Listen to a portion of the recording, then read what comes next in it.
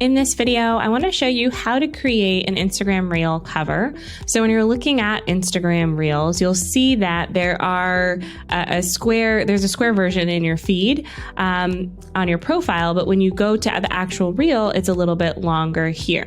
So for example, on a reel like this, I'd put in a cover so that it looks nice. It has the hook on the cover. When you go to the actual posts themselves, you can see one like this that I posted natively. It's a bit cut off. If you don't think about the sizing, and I like the look of having a cover. I like this style, and there's that video there. So I do this in Canva. So I'm going to go over to Canva and show you. I have a couple templates that I like to use for this. So when I'm creating these talking head style videos, I'll go to the video itself. This is one that I have, and take a screenshot. Now this was actually a story first. So I want to cover up this text. There's a few different ways you can do that, but I went ahead and uploaded it here and removed the text. So you can see I removed the text. It's a little bit blurry there, but I'm going to go ahead and move it closer to my other templates so that I can go ahead and mimic the style of some of these other templates here. So what I'm doing, just copying the text, and then I'm going to paste it onto this version here. You can see I covered up the weird editing there. And then I want to add a hook. I'm going to keep this hook the same, but I usually add a hook, and I like to add some emojis. I love that Canva has a lot of the elements. So if I wanted to do like a heart eyes emoji, I like using that one. You can go into the graphics here and choose one like this to add to the template. And I'm going to go ahead and left click that layer and bring it to the front so that it's on top. And I'm going to make it just a little bit smaller. Okay, so that's how I add in an emoji. I also noticed this back here is not wonky. So I'm going to go ahead and show all of my layers.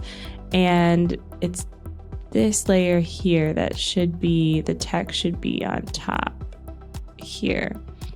And I actually want this text to be behind there. Okay, awesome. So that's the cover. Now the last thing I'll do is I'll make sure that it'll actually crop right on Instagram.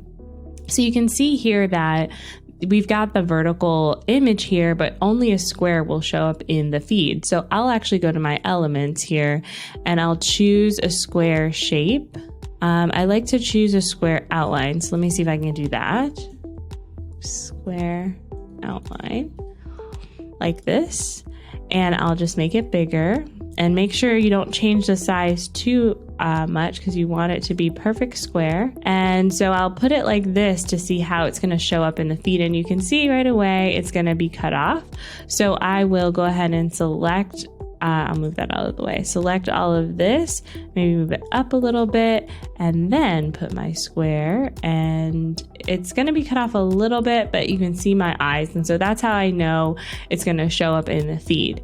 From here, I'll go ahead and download it. And then when I go to upload my reel, I'll have a cover photo in my camera roll ready to go, so that I can use this on Instagram and have this more aesthetic cover instead of trying to freeze frame at the right spot, which is what I did with this one. And you can see the cover, it's just not as optimized as this one is. So that's what I do for my Reels cover photos. Hey, before you go, I've got to tell you about the Instagram Mindset Guide. It's a free resource that's going to help you strengthen your marketing by strengthening your mindset, and I think you'll love it. Grab it at the link that goes with this video, and I'll see you back here with another video very soon. Bye!